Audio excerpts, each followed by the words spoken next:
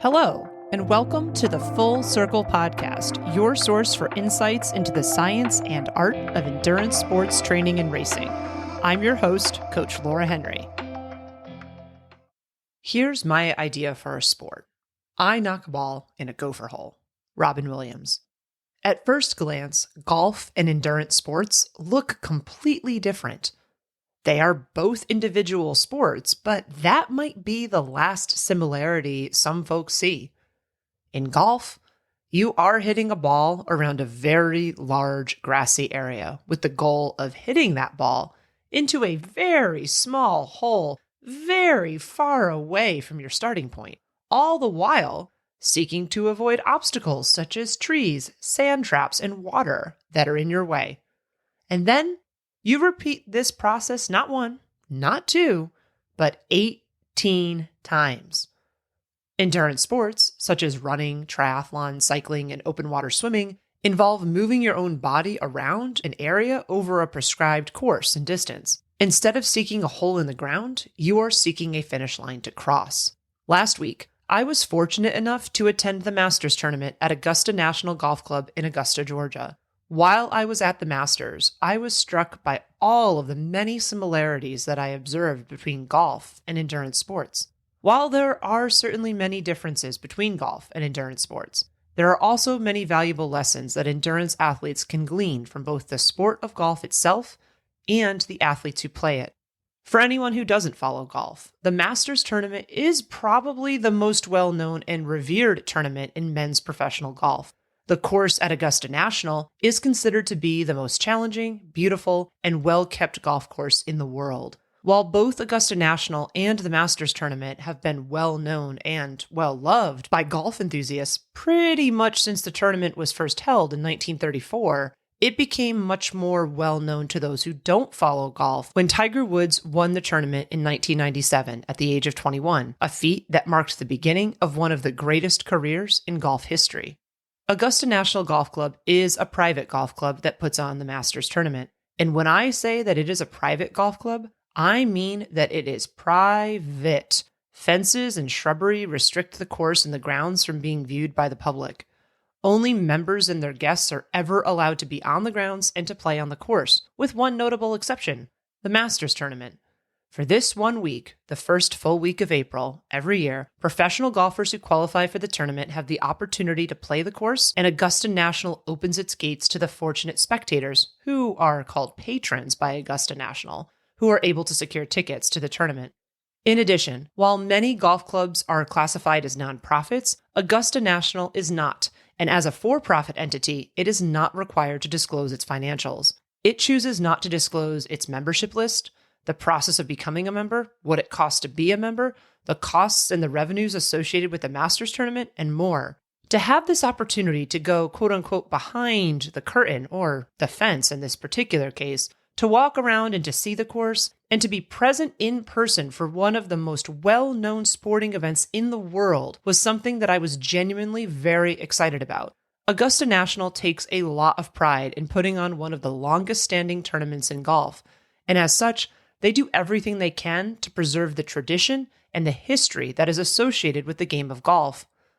They have many rules that patrons must observe while they are on the property, but one of the biggest ways that they preserve the tradition and history of golf is by maintaining an extremely strict ban on cell phones and electronic devices, which helps maintain a distraction-free environment for both patrons and players. If you are caught with a cell phone or an electronic device, you will be ejected for the day and banned from the grounds for life. And Augusta National practices what it preaches. The entire time I was on the grounds, I did not see a single cell phone.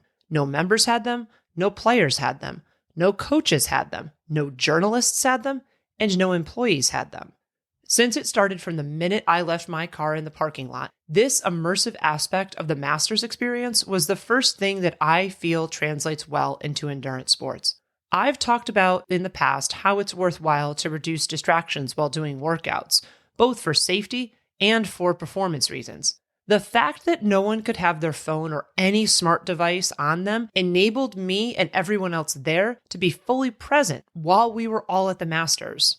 Patrons had genuine, real conversations with each other that were not interrupted by people looking at their smartwatches. No one was sitting in the middle of a grandstand scrolling through TikTok, and no one was going live or recording poor quality videos that they'll never watch again in the future. In short, every person at Augusta National was present, both to observe the athletes playing in the tournament and with the other humans around them. They were experiencing the day with their own eyes, not through the lens of a phone camera, and by using all of their senses.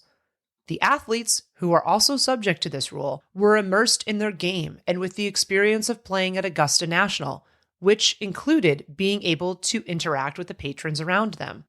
While I am old enough to remember the world before the internet, and I might be among those young enough to do so, it's literally been decades now since I was at an event where people were not looking at their phones or distracted by some digital device.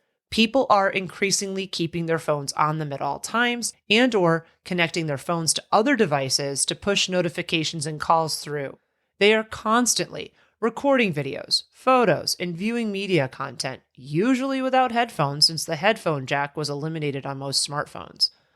Very, very few people take the initiative to put their phones out of their sight, let alone out of their reach. As a result of all of this, no one is actually fully present with each other anymore. There is always some other shiny object, notification, ding or buzz, or breaking news that is pulling their attention away. It's become so commonplace to talk to someone who isn't fully listening to me that I've honestly forgotten what it's like. Thus, to be in this environment where presence was so thoughtfully cultivated and encouraged was so refreshing that it felt like I was drinking water from a cool mountain spring.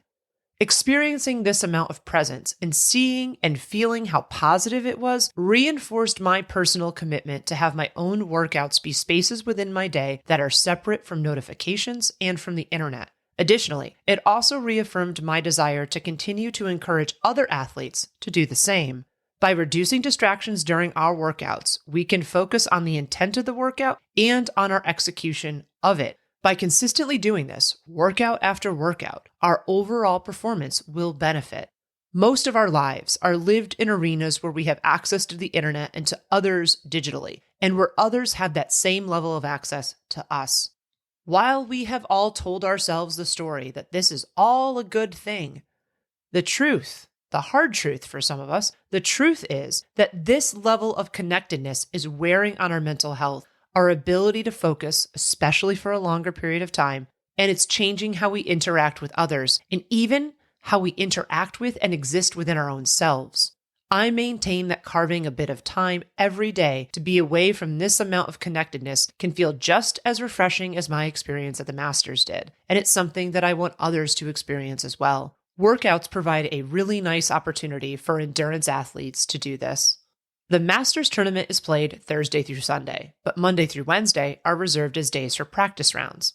On these days, the players who have qualified for the tournament go to the driving range, to the practice greens, and out on the course to play it before the tournament officially begins. The athletes who qualify for the Masters tournament are literally the best golfers in the world, and they have achieved some of the highest levels of proficiency in the sport. Yet, they still practice every single day. And they do not just practice for a minute or two. They spend the entire day practicing. They are constantly engaging with their craft so they can maintain the levels of proficiency that they have worked so hard to achieve. This, a commitment to practice, is the second lesson that I feel translates well from golf to endurance sports. I have coached athletes of all abilities, from the most novice of beginners to elite athletes who have stood on the top of national podiums. Over the years, I have observed that a willingness to spend time on practicing skills and fundamentals is often what sets beginner and age group athletes apart from elite, high-level, and professional athletes. Age group athletes tend to be resistant to spending time on skill work, mobility work, accessory work, and other fundamentals like stretching. It's often very challenging for me to convince age group athletes to consistently spend time doing a dynamic warm-up before a workout, mobility work immediately following a workout, or to spend a significant percentage of their time in a workout doing drill or skill work. While part of this is almost certainly because age group athletes are time limited and they don't want to be spending their valuable time on elements of endurance sports training that are less fun than the quote unquote real workouts, the athletes I've worked with, both age group and elite, who have been the most successful, have also been those who are most willing to spend time, and lots of it, on fundamentals and skills. At the Masters, I watched professional golfers, aka athletes who have been playing their sport almost daily for decades at this point, practice the same shot multiple times. I watched them getting a feel for each green and practice putting for different hole placements that they might encounter in the tournament. The position of the hole on the green changes every day of the tournament. When they didn't get something quite right, their caddies handed them additional golf balls, and the athletes kept going at it until they were satisfied with what they were doing. They practiced their drives, their chips, and their putts. They practiced getting out of sand traps, and they practiced dropping a ball to simulate what would happen if they hit their ball into a water hazard. There literally wasn't any situation that they were not practicing or seeking to prepare for. Over the years, I've talked, perhaps ad nauseum, about how important it is for runners, triathletes, cyclists, open water swimmers, and all other endurance athletes to practice for the specificity that they will encounter on race day. You will not be magically ready and prepared for something that you have not encountered before. The only way to prepare for the adversity that you will inevitably encounter is to intentionally introduce discomfort and to practice hard and often boring things ahead of time. Confidence and proficiency are qualities that are hard-earned through experience, and lots of it. At the Masters, I saw a lot of confident, proficient athletes. What I didn't see were athletes who were arrogant enough to think that they didn't need to or wouldn't benefit from practicing the basics each day. Perhaps the most universally recognizable lesson I took away from this year's Masters tournament happened on Sunday when Northern Ireland's Rory McIlroy won the tournament in a sudden death playoff against England's Justin Rose. At 35 years old, Rory McIlroy has had a storied career in professional golf, and before Sunday, he had 4 major championship titles to his name. He hadn't, however, ever won the Masters tournament. When he did so, he became only the 6th golfer ever to achieve what is known as a career Grand Slam, winning each of the 4 major golf championships, the Masters tournament, the PGA Championship, the Open Championship, and the US Open, over the course of his career. Rory turned professional when he was 19 years old, and he won his last major championship in 2014 at the age of 25 when he won the Open Championship. For 11 years, he has been chasing the opportunity to achieve the career Grand Slam. 11 years. The 2025 Masters tournament was Rory's 17th time playing in the tournament. For 11 years, he had a goal to win another major golf tournament, and he had a more specific goal to win the Masters tournament.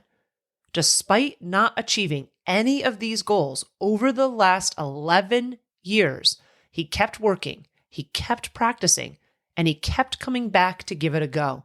In other words, Rory McIlroy endured. The name of the game in endurance sports is to, well, endure. More than any other player in this year's Masters tournament, Rory McIlroy persevered and endured. Rory entered the final round of the tournament on Sunday in a position to win.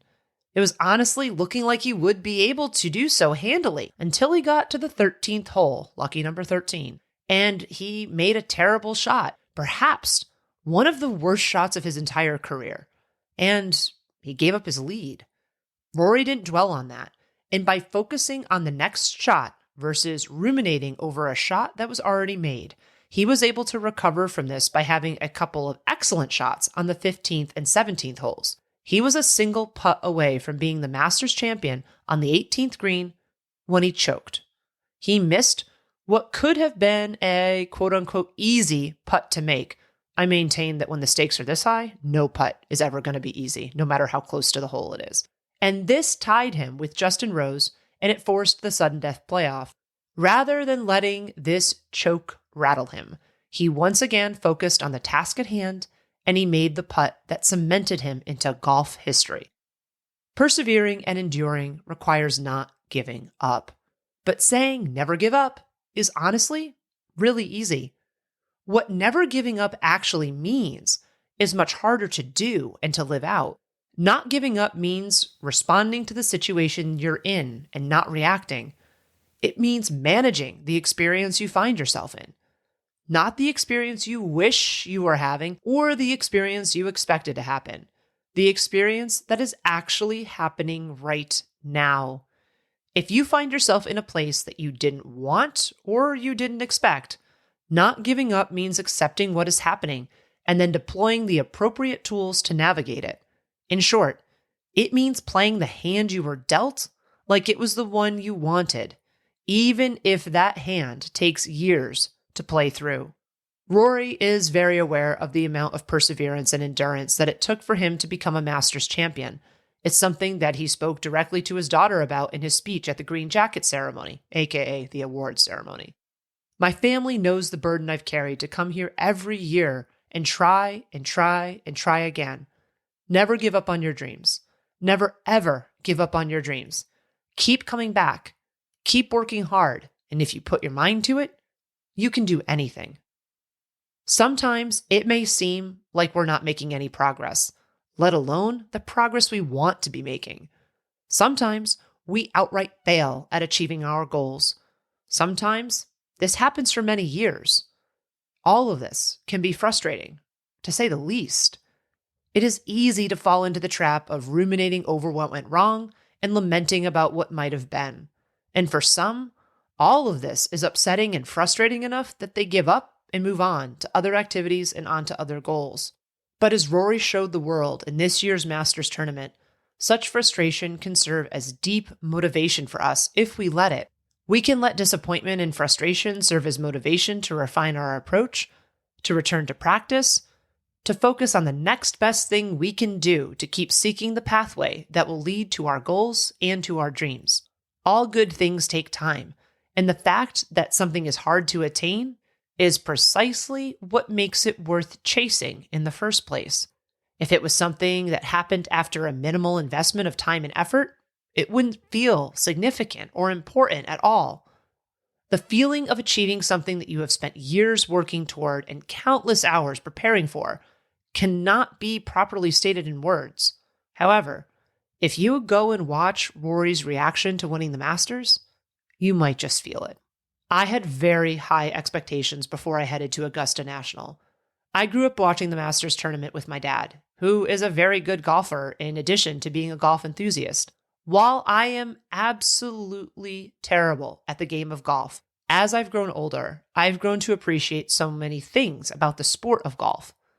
The opportunity to go to the Masters with my family was something that I was genuinely very excited about, and the experience of being there, honestly, exceeded my expectations. It is by far the best sporting event I've ever attended, and I've been to the Olympic Games. There are so few opportunities in life that are like this that exceed high expectations. It's a memory and an experience that I will treasure for the rest of my life.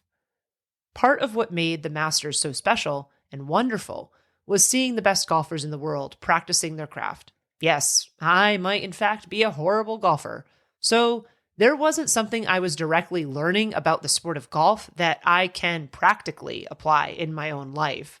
However, I saw universal threads that are absolutely applicable to the larger worlds of sports and of life, and it's these lessons that I can translate into my life as an endurance coach and an endurance athlete. Endurance athletes might not chase a ball around open, grassy expanses seeking to hit it into a cup, but they do have the desire to achieve their goals and be the best versions of their athletic and personal selves. While the specifics of how we go about this may be different from golfers, the core fundamentals of being present, practicing, and enduring are the same, whether or not we're trying to win a round of golf or to cross a finish line. That was another episode of the Full Circle Podcast. Subscribe to the Full Circle Podcast wherever you listen to your favorite podcasts. If you like what you listen to, please be sure to leave us a rating and review, as this goes a long way in helping us reach others. The thoughts and opinions expressed on the Full Circle Podcast are those of the individual. As always, we love to hear from you and we value your feedback. please send us an email at podcast@fullcircleendurance.com or visit us at fullcircleendurance.com/podcast. To find training plans, see what other coaching services we offer, or to join our community, please visit fullcircleendurance.com. I'm Coach Laura Henry. Thanks for listening.